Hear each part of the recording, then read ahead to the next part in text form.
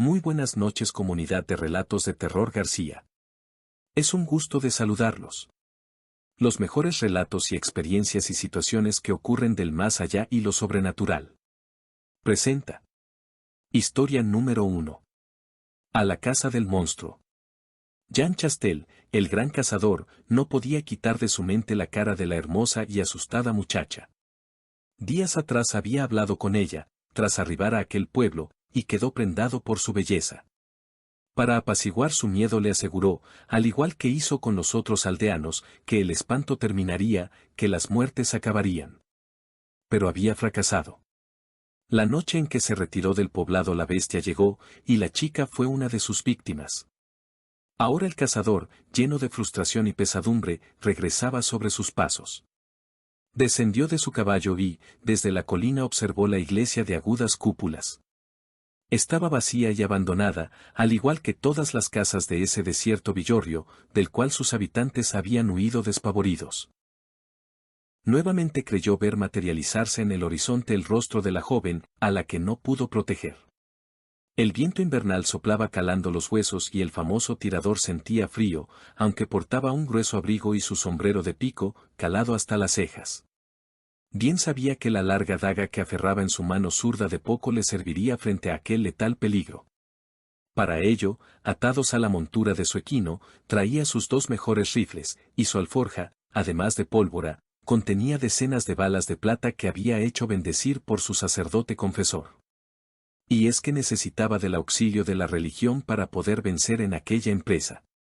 La más difícil de toda su carrera, pues su enemigo esta vez no era una fiera salvaje, sino un monstruo del Averno con la apariencia de un animal feroz. Como un engendro surgido del mismísimo infierno lo habían descrito los pocos testigos que, sin convertirse en sus víctimas, lo vieron. Según le contaron al cazador, se trataba de un animal enorme, con fauces sedientas de sangre. Pero el rasgo que no podían olvidar, y que los hacía temblar de terror al recordarlo, consistía en esos ojos perversos, de mirada gélida y rojas pupilas que destellaban en la oscuridad. Un par de ojos malvados que semejaban dos focos que emitían luz roja, resaltando aún más su pelaje negro. Esa mirada diabólica paralizaba a sus presas humanas, les impedía el escape y las dejaba inermes frente a sus implacables acometidas. Durante las noches de luna llena la fuerza de aquel monstruo alcanzaba su apogeo, y entonces salía de su guarida en los bosques para cazar y despedazar seres humanos. El drama causado por este acechante monstruo ocurrió en la región de Gévaudan en Occitania, Francia, en pleno reinado de Luis XV, cuando numerosos miembros de la comunidad francesa de Gévaudan, principalmente niños y mujeres, resultaron asesinados a causa del ataque de una criatura desconocida. Sus víctimas, que se contarían por cientos, aunque existe cierta controversia con respecto al número real, mostraban signos de mordiscos, y sus cadáveres normalmente se recuperaban desmembrados y, ocasionalmente, sin cabeza. A comienzos de 1765 se llevaron a cabo las primeras batidas en procura de ultimar a la bestia, sin que éstas tuviesen ningún éxito. Al tiempo que el victimario, si se tratase de un hombre disfrazado de animal, como algunos sostuvieron, continuaba sumando difuntos en su haber. Por entonces el extraño acontecimiento tuvo su eco en la prensa, y se generó una cobertura de los hechos insólita en el siglo XVIII para una región rural tan alejada de la capital como Gévaudan. Asimismo, las noticias de la incesante búsqueda del monstruo a cargo de cazadores particulares llegaron hasta la corte de Versailles, la cual decidió tomar cartas en el asunto enviando a varios emisarios con el cometido de solucionar definitivamente el molesto problema. Aunque la corona, a fin de acallar rumores sobre la incapacidad de sus agentes, declaró oficialmente que la bestia había muerto y el caso de Gévaudan estaba por fin resuelto, ello no era cierto.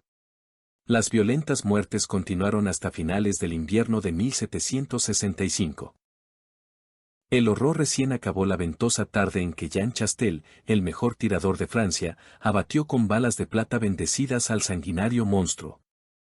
Historia número 2. El cerebro del monstruo. La fascinación por estudiar los cerebros de infames homicidas en serie no resulta cosa nueva. Cabezas cercenadas flotan en formol dentro de frascos, expuestos a los visitantes. En la actualidad en tal estado puede contemplarse, en la Facultad de Medicina de la Universidad de Lisboa, Portugal, a la testa de Diogo Alves el asesino del acueducto, ejecutado el 19 de febrero de 1841. Casi a finales del siglo XX la tétrica costumbre se repetiría con John Wayne Gacy. Este condenado fue objeto de análisis por la especialista en psiquiatría criminal doctora Helen Morrison. A dicha experta le cupo el curioso honor de que las autoridades de la prisión donde el reo pasó su tiempo final le entregaran, para su examen, el cerebro de aquel infame asesino en serie, el cual permanece en su poder dentro de un frasco que contiene líquido conservante. Este monstruo había nacido en la ciudad estadounidense de Chicago en el año 1942 en una familia de clase media. Sus padres fueron John Stanley y Marian Gacy. En su niñez fue maltratado por un progenitor alcohólico que solía llamarlo bobo y estúpido. A los 11 años un violento accidente en el cual se golpeó la cabeza con un columpio le produjo un coágulo cerebral que solo sería descubierto 5 años luego de ese suceso. Con el correr del tiempo se destacaría como hombre de negocios e integraría organizaciones de apoyo social.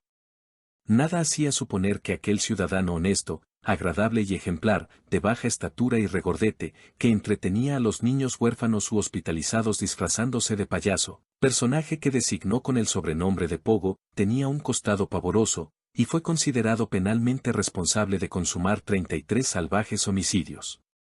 Se graduó de estudios empresariales, y en el año 1968 fungió de gerente de un restaurante en Agua. Por ese entonces sufrió su primer arresto al ser acusado de sodomizar a un empleado y de sobornar a un testigo para que lo favoreciera en la ulterior causa judicial. Alarmada, al enterarse de ese delito, su esposa, con quien se había casado en 1964, promovió el divorcio. Después de 18 meses quedó en libertad condicional aparentemente recuperado y habiendo dado muestras de buen comportamiento. Tras ello, retornó a Chicago donde contrajo segundas nupcias manteniendo oculta su perversión. Su doble vida se le volvió cada vez más irrefrenable y comenzó a cazar homosexuales por las zonas de encuentros, tanto en las calles como en bares nocturnos. Incluso llegó a abordar con proposiciones deshonestas a sus propios empleados, había montado una próspera empresa constructora. Atraía a sus compañeros de juegos mediante promesas de suministrarles alcohol, trabajo o drogas y, de esa manera, conseguía llevarlos al interior de su comercio. Una vez allí buscaba la forma de reducirlos. A tal efecto, solía engañarlos fingiendo que les enseñaría trucos de magia para liberarse de grilletes y esposas. Cuando cerraba esos artefactos metálicos en torno a las muñecas de los desprevenidos jovencitos se prevalecía de su estado de indefensión y procedía a violarlos y a torturarlos sádicamente. Les recitaba pasajes bíblicos mientras los mantenía amarrados. Finalmente, los asesinaba a través de maniobras de estrangulamiento utilizando a tal fin sus manos o sirviéndose de trapos o corbatas. La ola de crímenes culminó cuando el 12 de diciembre de 1978 el comerciante y payaso devino interrogado a causa de la desaparición del adolescente Robert Past. La policía obtuvo una orden judicial y allanó su residencia, dentro de la cual localizaron artículos vinculados con otras desapariciones de chicos homosexuales. El 22 de diciembre de ese año confesó la autoría de sus homicidios. Declaró que su inicial asesinato databa del año 1972 y aceptó haber matado a 33 jóvenes, señalando la ubicación en donde yacían 28 de los cadáveres. Los investigadores rastrearon su propiedad y bajo los tablones del piso localizaron esos restos humanos. Las otras 5 víctimas las habría arrojado al río Des Plaines. Al cabo de su juicio penal se lo condenó a muerte y su ejecución se llevó a efecto el 10 de mayo de 1994 en la penitenciaría de Stateville, en Crest Hill, Illinois, a través de una inyección letal. No expresó remordimiento por sus tenebrosas hazañas y, a modo de palabras postreras, le espetó a los guardias que lo conducían rumbo a la sala de ejecución: bésenme el trasero. Nunca encontrarán a los demás. Una numerosa multitud se agolpó en las afueras del edificio carcelario dando cima a un espectáculo desagradable. Los concurrentes dieron vítores cuando supieron que la sentencia se había cumplido. No faltaron los vendedores callejeros que aprovecharon la sórdida ocasión para vender camisetas impresas con el rostro del reo ejecutado, e incluso toscas reproducciones de sus cuadros sobre arlequines. En el curso de su prolongada estadía en la cárcel, John Wayne Gacy se manifestó como un artista en ciernes. Era un pintor aceptable y resaltaban sus óleos con motivos circenses, en especial, figuras de payasos. Estos lo obsesionaban y le valieron el mote de payaso asesino. Historia número 3. El cazador. Robert Hansen comenzó a matar mujeres en 1971. Aficionado a las prostitutas, pagó a Lisa Futrell para que le acompañase a su finca. Pero esta vez dio rienda suelta a sus instintos sádicos y, luego de esposarla, la violó y la molió a golpes. Bajo amenaza, la condujo en su automóvil rumbo al aeropuerto, donde la introdujo a la fuerza en su avioneta particular. Después de un corto vuelo, aterrizó en los fondos de su cabaña. Una vez allí, puso en práctica la segunda etapa de su juego, la cacería humana. Fingió que la dejaría escapar y le quitó los grilletes. Al verse libre, la aterrada mujer empezó a correr a través del bosque, lo cual fue aprovechado por el captor para dispararle a traición con su rifle de alto alcance y ejecutarla a sangre fría. En su segundo crimen, cometido contra Mala Larsen de 28 años, el cazador perfeccionó su técnica. Luego de tenerla cautiva, se vistió con un impermeable negro, cubrió su cabeza con una capucha y ocultó su rostro bajo una tétrica máscara. La soltó y, a los pocos metros de emprendida la desesperada huida, la baleó hiriéndola a quemarropa por la espalda. La chica cayó sobre la nieve del gélido bosque. Un rastro sangrante se fue formando abajo de su cuerpo, mientras gritaba de angustia y dolor. El perverso cazador dejó su rifle y avanzó hacia su presa humana tendida, empuñando un filoso machete. Su intención consistía en decapitarla y llevarse la cabeza como trofeo. No pudo lograrlo, pero sus feroces machetazos ajaron el cuello de Malay, que moriría instantes más tarde a causa de una masiva hemorragia. Entre los años 1971 y 1983 Hansen raptó, violó y ultimó a tiros y golpes de machete al menos a 17 víctimas en Anchorage, Alaska. Siempre repetía el mismo esquema. Tras fingir que las dejaba libres, cazaba a sus presas femeninas entre la arboleda, disparándoles con un rifle Rage Mini 14. Cuando agonizaban, a raíz de las heridas de bala, las remataba mediante cuchilladas o machetazos. El 13 de junio de 1983 la meretriz Sandy Paulsen, de 17 años, denunció a las autoridades haber sido contratada por un sujeto tartamudo, pecoso y de cabellos rojizos que le ofreció $200 a cambio de una felación.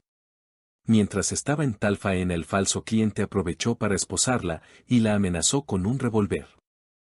Seguidamente, la metió en su vehículo y la trasladó hacia su casa, donde la forzó. Consumado el estupro, volvió a subirla en el coche y se dirigió al descampado en que estacionaba su avioneta. El secuestrador le informó que volarían hasta su cabaña en el bosque, donde daría inicio el verdadero juego. No obstante, en esta ocasión el malhechor vería frustrado su objetivo pues, en el curso de un descuido, la cautiva se dio a la fuga.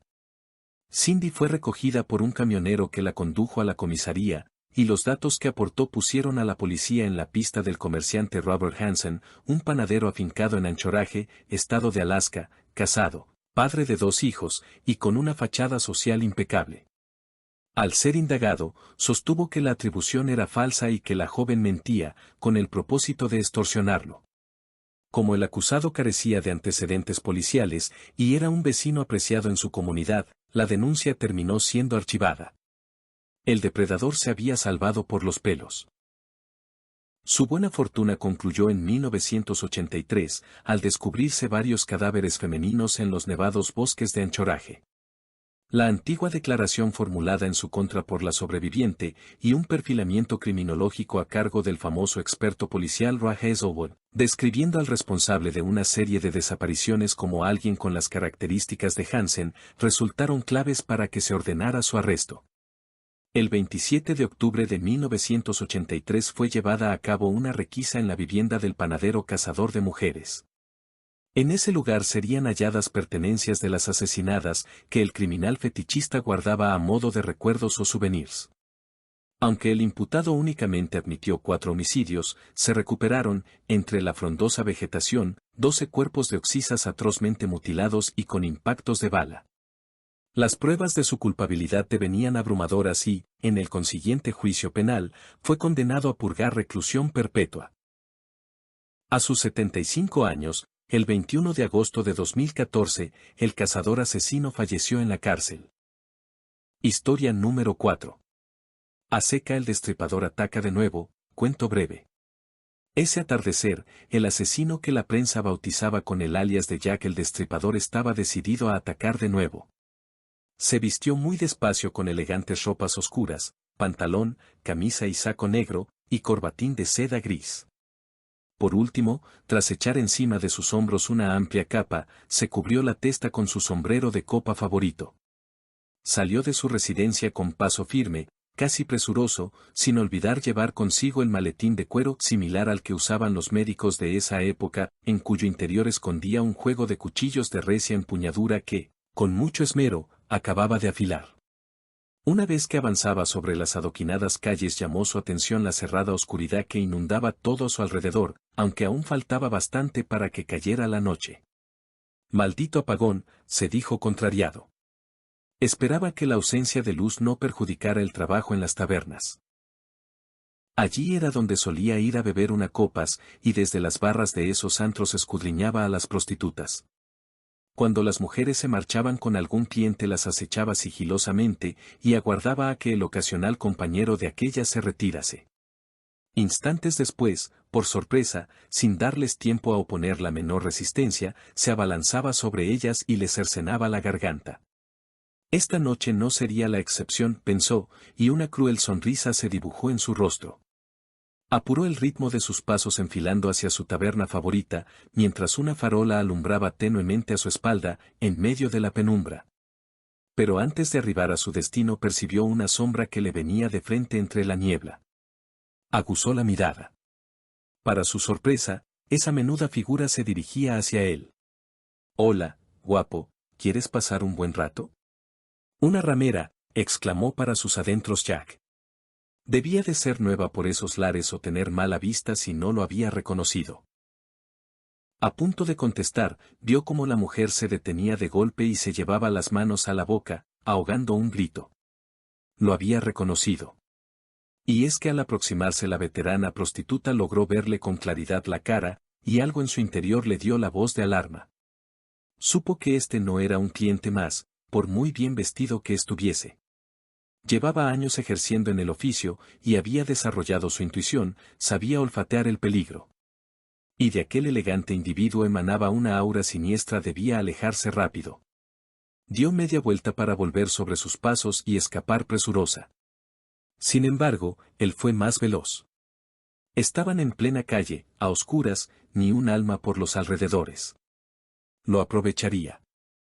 La agarró desde atrás y, con frenética violencia, la derribó.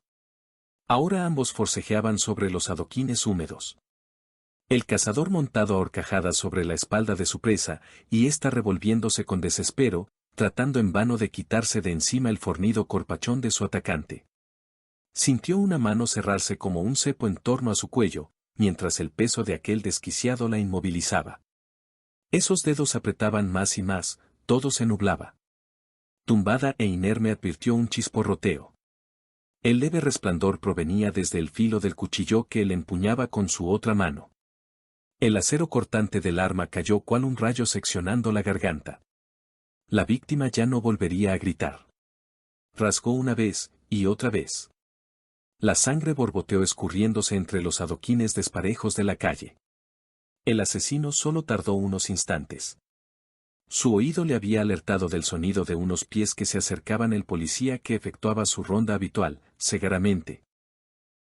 En esta ocasión Jack el Destripador no evisceraría al cadáver, no extraería órganos para llevárselos como recuerdo. Se levantó, acomodó sus finas ropas y recogió el sombrero caído durante la refriega. Raudamente, pero sin correr, se fue alejando del cuerpo exánime de su flamante presa. Historia número 5. El Hotel de las 1001 noches. Llegué al Hotel Eterno buscando refugio de la tormenta. El recepcionista, un hombre pálido con gafas de cristal ahumado, me entregó la llave de la habitación 1001 con una advertencia. No abra la ventana, no mire el espejo después de medianoche, y sobre todo, no cuente los días. La habitación era normal, excepto por dos detalles. 1. El papel tapiz mostraba el mismo árbol en diferentes estaciones. 2. El reloj de pared marcaba siempre 3:47 de la mañana. La primera noche desperté con golpes en la ventana, mi habitación estaba en el 5.º piso. Al encender la luz, vi huellas de manos pequeñas en el cristal empañado. Al tercer día, aunque nunca amanecía, descubrí que el ascensor siempre subía un piso más de los que el hotel tenía. Los otros huéspedes repetían los mismos diálogos cada 12 horas. Mi barba no crecía, pero el espejo del baño mostraba un reflejo cada vez más envejecido. El recepcionista me encontró hojeando el libro de registros. Sus páginas mostraban 1000 entradas con mi firma, en diferentes caligrafías pero todas fechadas 15 de octubre de 2023. Empieza a entender, susurró mientras me llevaba a una suite especial, donde yacía mi propio Cadab 13 Momificat 0, vestido con la misma ropa que llevaba puesta. Historia número 6. El Teatro de los Susurros Olvidados. El Teatro Granger cerró en 1951 después de que toda la audiencia de la función de medianoche desapareciera sin dejar rastro. Ahora, como investigador paranormal, logré permiso para pasar una noche dentro. Llegué al anochecer con mi equipo de grabación. Las butacas de terciopelo rojo estaban cubiertas de polvo, excepto 327 asientos que parecían recién ocupados. A las 3 de la mañana, el telón se abrió solo. Sobre el escenario vacío, algo comenzó a imitar una función teatral. Luces que seguían actores invisibles. Sonidos de vestidos que se arrastraban sin nadie que los usara. Un fuerte olor a limones podridos, el mismo que mencionaban los reportes de 1951. Cuando revisé mi grabación, el horror llegó. Todas las butacas estaban ocupadas por figuras borrosas, excepto un espacio vacío justo a mi izquierda. En el audio, se escuchaba claramente a alguien susurrándome al oído. Tu asiento está reservado para la próxima función, permanente. Al huir, noté que mi grabadora seguía encendida. El último archivo era nuevo, 57 minutos de mi propia voz cantando una canción en idioma desconocido, con coros de otras 326 personas de fondo. Ahora cada noche, a la misma hora, mi reflejo en los espejos sigue cantando cuando yo ya me callé. Historia número 7. El Museo de los Suspiros. Soy curadora del museo de arte más antiguo de la Ciudad de México. Nuestra nueva adquisición es el cuadro del hombre pálido, un retrato del siglo XVIII con una peculiaridad: el sujeto parece seguir con la mirada a quien lo observa. Las normas para su exhibición son inusuales. Nunca exponerlo frente a un espejo. Cambiar su ubicación cada 33 horas exactas. Jamás limpiar el marco dorado, aunque acumule polvo. La primera noche después de instalarlo, las cámaras de seguridad captaron algo imposible. El hombre del cuadro salió del lienzo y recorrió las galerías, deteniéndose frente a cada pintura como si conversara con ellas. Al revisar archivos antiguos, descubrí que el museo originalmente tenía 34 salas, pero ahora solo existen 33. En 1923, un guardia desapareció tras reportar susurros que salían de los marcos. Nuestro inventario siempre muestra una obra más de las que físicamente tenemos. Anoche cometí un error. Limpié el marco del cuadro maldito. Desde entonces, los visitantes se quejan de susurros en las paredes. Las pinturas vecinas amanecen ligeramente cambiadas. Y cada mañana encuentro huellas de polvo dorado que van desde el cuadro hasta mi oficina. El informe de hoy dice que detectamos una nueva sala asterisco en los planos antiguos, justo detrás del muro donde cuelga el hombre pálido. Historia número 8. La bruja que acabó con la vida de mi hermano. Hace muchos años, mis padres vivían en un rancho, una comunidad rural aquí en México. En ese tiempo, mi hermano era apenas un bebé, tenía solo unos cuantos meses de nacido. La casa era muy sencilla, hecha de madera y con techo de lámina, como muchas en los pueblos alejados. Una noche, mi mamá estaba acostada con mi hermano, intentando dormir, cuando de pronto escuchó algo extraño. Encima del techo se oyó un golpe seco, fuerte, como si alguien, con ambos pies, hubiera caído desde lo alto. El sonido metálico en la lámina fue claro, como si una persona hubiera aterrizado justo encima de la casa. Los perros comenzaron a llorar. Las gallinas, inquietas, cacareaban sin parar. Toda la naturaleza parecía alterada.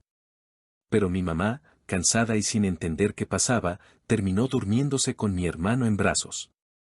A la mañana siguiente, ocurrió lo impensable, mi hermano amaneció muerto. No había estado enfermo. No tenía síntomas. Nada que hiciera pensar que algo andaba mal. Pero lo más aterrador fueron las marcas en su cuerpo, tenía labios humanos marcados por todos lados, como si alguien lo hubiera besado una y otra vez, dejando huellas extrañas por toda su piel. Esa misma madrugada, una persona que vivía cerca contó algo escalofriante. Vio, desde su casa, una figura parada sobre el techo de la casa de mis padres. Era una criatura con forma de ave, pero también parecía tener rasgos humanos. Una especie de híbrido, una figura que no parecía de este mundo. Y antes de que pudiera hacer algo, la figura extendió unas enormes alas y salió volando en la oscuridad. Lo entendimos demasiado tarde. No fue una enfermedad. No fue un accidente. Fue una bruja. En los pueblos de México se habla mucho de ellas. Se dice que vuelan por las noches, buscando bebés para alimentarse, para robarles la vida y succionarles la sangre.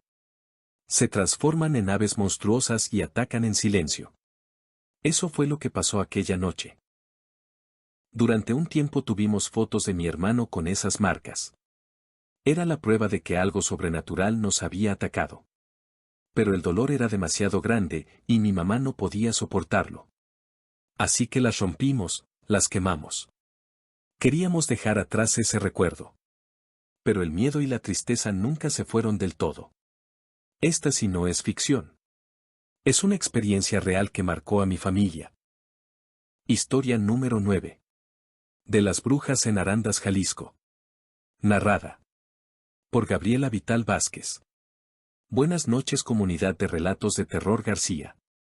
Les cuento lo que nos sucedió hace muchos años, algo espeluznante, a nosotros en una ocasión en una casa donde vivía mi mamá por la calle Jesús Carranza, a unas casas antes de la funeraria de Juan Pablo II, en el poblado de Arandas, ubicado en la región Alto Sur en el estado de Jalisco. En una ocasión que teníamos una cena por la primera comunión de Diego, mi hermano, ya noche, estábamos platicando varias personas en el patio de la casa, teníamos una mesa y sillas y todo en el patio platicando cosas de brujas y cosas así, y de repente la mesa se nos movió. Todos volteamos hacia la parte de abajo a ver si fue algún niño que se metió a jugar allá abajo, y nada. Todos nos sorprendimos a ver que no había nadie abajo, pero bueno, no hicimos mucho caso y seguimos platicando. Una de las personas que estaba ahí nos estaba platicando varias cosas de susto que vivía allá para la Providencia, y decía que para su casa había una señora que decían que era bruja, pero él nunca mencionó el nombre de la persona porque los martes y viernes ellas escuchan. Y pues bueno, siguió la plática. Y ya más noche, cuando quiso irse esa persona, y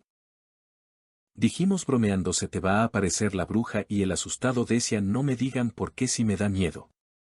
Pues al otro día nos platicó que de camino a su casa justo pasa por la calle de esa señora, y que ya se regresó a su casa. En el camino su carro se le apagó justo enfrente de la casa de esa señora, y él le calaba y prenderlo y nada, hasta que rezó un Padre Nuestro y como por arte de magia su carro prendió, pero que él se asustó tanto que no ha vuelto a hablar de esa señora, y menos en martes o viernes.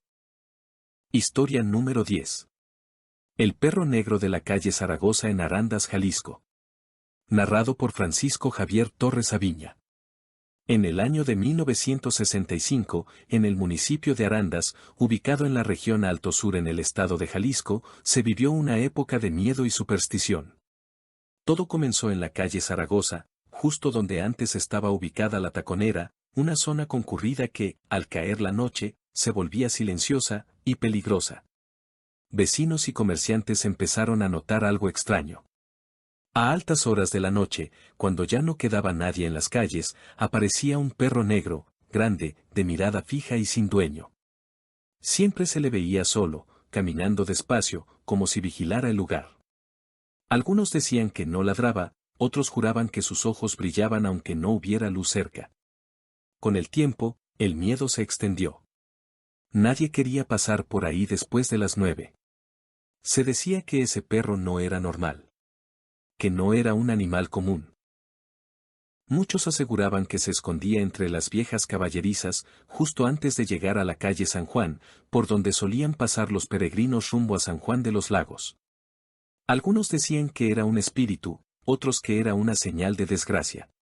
Pero lo que más se repetía en las pláticas de las familias y en los rezos de las abuelas era esto. Ese perro es el diablo. Sí, así lo decían. Que el mismísimo demonio se había aparecido en esa forma, cuidando un terreno maldito, o quizás esperando algo, o a alguien. Durante meses, la presencia del perro negro se volvió tema de conversación en las casas, en la parroquia y hasta en la plaza. Nadie sabía de dónde había salido ni a quién pertenecía. Un día, simplemente desapareció. Ya no se le volvió a ver. No hubo rastros, ni testigos de su partida, si había muerto, si lo habían ahuyentado, o si había cumplido su propósito. La leyenda quedó entre los vecinos más antiguos. A veces, aún lo recuerdan. Dicen que el aire sigue sintiéndose pesado cuando uno cruza por ahí de noche. Y que no es bueno silbar en esa calle, por si el perro regresa. Historia número 11. Del jinete sin cabeza de Monterrey, Nuevo León, México. Narrada por Alicia Tobar Huerta. Esto que voy a contar es verdad, yo lo vi con mis propios ojos. Tendría unos 9 o 10 años. Era un domingo por la noche, allá por los años en que uno tenía que pagar para ir a ver televisión a casa de otras personas. Esa vez, ya como a las 10 de la noche, regresábamos mis hermanas y yo caminando a la casa. Vivíamos en la colonia Independencia, aquí en Monterrey, Nuevo León. Para llegar, teníamos que pasar por un callejón. En ese tiempo, los terrenos eran muy grandes, casi no había luz y todo se veía muy oscuro. Recuerdo bien que en uno de esos terrenos, al frente estaba la casa y hasta el fondo, el baño de pozo. Íbamos caminando cuando, de pronto, de una esquina del terreno salió un caballo. Venía galopando, y lo más espantoso fue ver al jinete, vestía todo de negro, con una capa que volaba con el aire, pero no tenía cabeza. El jinete sin cabeza pasó frente a nosotros y se fue derecho hacia atrás del baño. Ahí, como si nada, desapareció. Nosotras nos quedamos heladas del miedo, y luego salimos corriendo hasta la casa. Por suerte no vivíamos lejos, solo a unas 4 casas de ahí. Nunca se me ha olvidado lo que vi esa noche.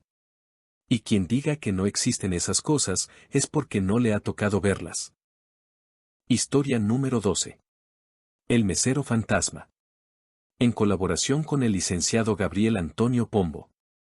Tranquilo, tranquilo, vamos, dijo una voz queda, al otro lado de la puerta. No hace falta gritar, amigo. Lo oigo perfectamente. De un salto, Jack se puso de pie. ¿Grady? ¿Es usted? Sí, señor. Claro que sí. Parece que lo han encerrado, le respondió el mesero fantasma. Déjeme salir, Grady. Al parecer, mal podría haberse ocupado del asunto que comentamos, señor. Ya sabe a qué me refiero, a lo de encarrilar a su mujer y a su hijo. Ellos me han encerrado aquí. Quite el cerrojo, por amor de Dios. Y permitió que lo encerraran, en la voz de Grady se traslucía una cortés sorpresa. Vaya, vaya. Una mujer que es la mitad de fuerte que usted y un niño pequeño.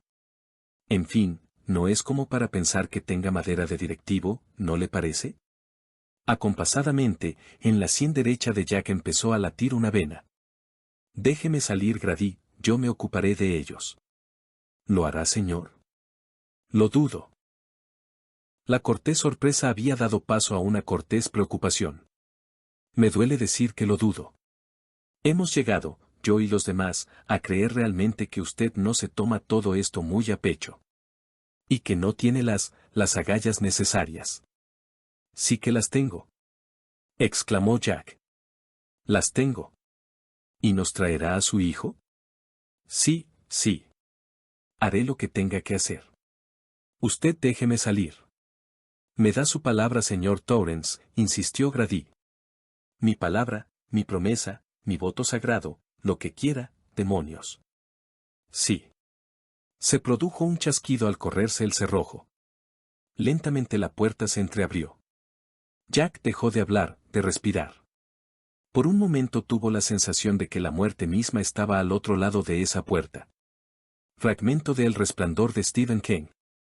Nota, en este posteo se transcribe un fragmento de la novela de Stephen King El Resplandor, llevada al cine en 1980 por Stanley Kubrick.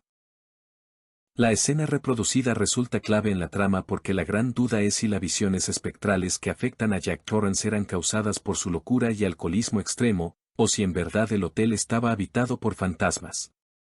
Como en la obra se describe que el espectro de Grady, el mesero fantasma, que se había suicidado en aquel siniestro hotel tras asesinar a su esposa e hijos, es quien abre la puerta de donde Jack estaba encerrado. Este hecho parecería respaldar que los fantasmas eran reales y no imaginarios. Historia número 13, Pacto de Sangre.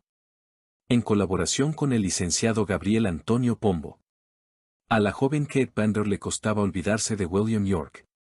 Le había dado pena el trágico final del gentil médico, casi se sentía culpable por haberlo seducido, y por distraerlo para que lo mataran.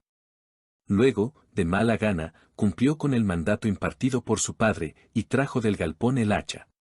El viejo miró a su hija con ceño severo, y le ordenó que trozara el cuerpo del médico. La chica se armó de valor y, cerrando los ojos, descargó titubeante el primer hachazo, pero cuando la sangre de la víctima salpicó su bello rostro una perversa ola de placer la recorrió. Era una Bender al fin y al cabo, tan asesina como el resto de su familia. Presa de frenesí alzó con sus brazos el arma y la bajó con violencia, cortando una y otra vez hasta desmembrar el cadáver. Había transcurrido bastante tiempo desde ese crimen, y ahora los Bender se aprestaban a cenar en la calidez su cabaña, que también hacía las veces de albergue, cuando oyeron un repiqueteo. Mamá Elvira fue hacia la ventana y, a la lejanía, vio venir dos sujetos montados a caballo. Era demasiado tarde para que los viajeros llegasen para alojarse en su posada, y de ningún modo podían permitir que ingresaran al interior. La vieja hizo un gesto a su hija señalándole que fuera a atenderlos, y Kate, la hermosa Kate de negros cabellos, salió al boscoso exterior farol en mano, luciendo su blanco vestido de campesina, seguida por su padre y su hermano John. Verlos a estos dos avanzando en la penumbra, esa noche de luna llena, bastaría para amedrentar a cualquier visitante. Corpulentos, hirsutos y de largos y desgreñados cabellos, a la distancia bien podían ser confundidos con hombres lobos, de tan inquietante que resultaba su apariencia. Kate reconoció a uno de los visitantes, y supo que éste no se iba a asustar. A la tenue luz de su fanal advirtió la corpulenta silueta de Leroy Deck desmontando de su caballo. Se trataba del administrador municipal del pueblo. Su acompañante también descendió de su equino, y se presentó como el coronel Alexander York. El militar no perdió tiempo en saludos y fue directo al grano. Estaba en busca de su hermano desaparecido, el médico William York, el cual, según le contaron, una semana atrás había pernoctado en ese precario hostal. Los Bender negaron conocerlo, aseguraron que ningún viajero, con la descripción de aquel hombre, había sido albergado allí. Kate, la única diplomática de la familia, desplegando su simpatía ofreció sus servicios como medium para ayudar a encontrar al desaparecido, en un intento por desviar las sospechas. Sin embargo, su nerviosismo devenía notorio, y los visitantes intuyeron que les mentía. Tras rechazar su oferta, Dick y York se retiraron molestos, sin disimular su desconfianza. Cuando los caballos y sus jinetes se desvanecieron en el horizonte, el viejo Bender estaba convencido de que volverían con una tropa para arrestarlos. Una vez dentro de la cabaña, le recordó a su mujer y a sus hijos el pacto de sangre que los unía. No los atraparían vivos, les amenazó, mostrándoles una navaja. Si fuera preciso, los degollaría uno a uno, y luego se suicidaría. Morir por mano propia era preferible a sufrir la tortura y el linchamiento al que, sin duda, serían sometidos. No quedaba tiempo para deshacerse de los cadáveres. Debían escapar sin más dilación.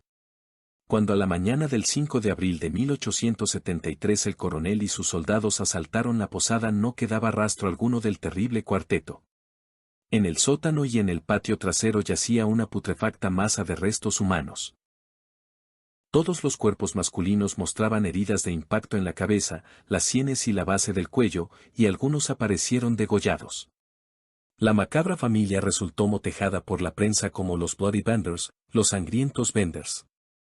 El horror había comenzado 3 años atrás, cuando ese extraño grupo de inmigrantes inauguró un rústico hotel de paso en su humilde choza.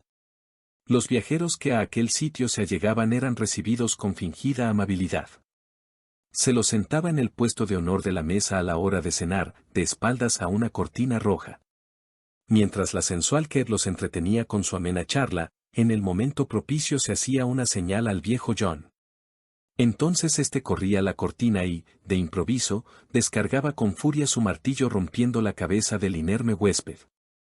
Acto seguido, se abría una trampilla y la víctima caía a un sótano, donde le esperaba mamá Elvira para degollarlo con un cuchillo. Después le robaban los objetos de valor al occiso y lo sepultaban en el jardín trasero, entre las verduras de su huerta.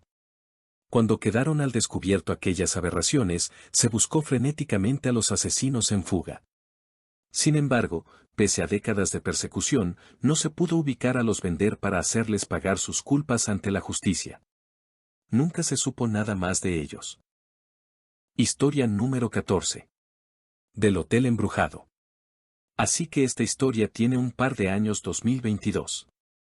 Vivo en el sur de Gales, Reino Unido, y hay un hotel aquí, o más bien, había, llamado Mesken Manor. Era un hotel spa de 4 estrellas en el que me quedé una vez para una conferencia con el trabajo y por la mañana descubrí que supuestamente estaba embrujado. Las historias locales hablaban de una dama gris en el bar donde solía haber una escalera y algunos fantasmas del tamaño de un niño por ahí. Como no tuve ningún encuentro de ese tipo, investigué más el lugar un tiempo después para confirmar algunas leyendas e incluso vi algunos videos en YouTube, algunos todavía están, de cazadores de fantasmas. Durante un tiempo organizaron grupos. Bueno, llegó 2022 y me enteré de que los dueños estaban teniendo problemas y estaba en administración parcial. Para los grandes hoteles, esto tiende a desencadenar una venta de liquidación de habitaciones, así que pensé en intentar reservar una de sus suites más grandes como un capricho, y vi que podía conseguir la suite nupcial principal, la habitación más grande y mejor, en la noche de Halloween, así que mi esposa y yo no pudimos resistirnos. Aquí están las 3 experiencias que tuvimos, después de enterarnos de que las únicas personas en el edificio esa noche eran un grupo de cazadores de fantasmas en el otro extremo de la mansión, y mi esposa y yo. Ni siquiera había personal. Ya entrada la noche, estábamos viendo un programa de televisión y noté que la luz se encendía debajo de la puerta del pasillo compartido. Las luces se activan por movimiento y, efectivamente, vi una sombra pasar. El problema es que no había habitaciones en ese camino por el pasillo, solo una salida de incendios con alarma, así que me quedé mirando la luz debajo de la puerta esperando que alguien volviera, pero nadie lo hizo. Cuando la luz finalmente se apagó, me levanté de un salto y abrí la puerta, las luces se volvieron a encender y no había nadie allí. Cuando nos fuimos a la cama, decidí poner una silla y una maleta frente a las 2 puertas de cristal entre el dormitorio y la siguiente habitación de la suite porque está en el campo y está completamente oscuro cuando la luz está apagada, así que no quería chocar con la puerta en la noche si necesitaba ir al baño. Con eso hecho, nos fuimos a la cama y charlamos un rato antes de empezar a oír y sentir golpes y arañazos en la cama con dosel. Convencidos de que la otra persona se estaba divirtiendo, ambos levantamos las manos y los pies por encima de las sábanas y se detuvo. Durante unos segundos. Luego, el ruido comenzó de nuevo y la cama se sacudió. Me levanté y usé la linterna de mi teléfono para mirar debajo de la cama y no había nada allí, ni rastro de roedores y estaba impecablemente limpia. Nos costó mucho encontrar el sueño después de eso, pero finalmente ella y luego yo lo logramos. Por supuesto, tuve que ir al baño a primera hora de la mañana, ya no soy tan joven como antes, y, efectivamente, me choqué con las puertas de cristal.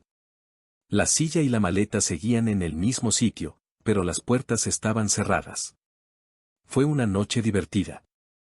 Si te gustó el relato, regálame un pulgar arriba, no olvides en dejar tus comentarios. Gracias por ser parte de esta comunidad. En agradecimiento con Sentirás Escalofríos y con el licenciado Gabriel Antonio Pombo y con leyendas, mitos y más. Saludos a todos nuestros seguidores. Hasta la próxima. Síguenos en nuestras redes sociales.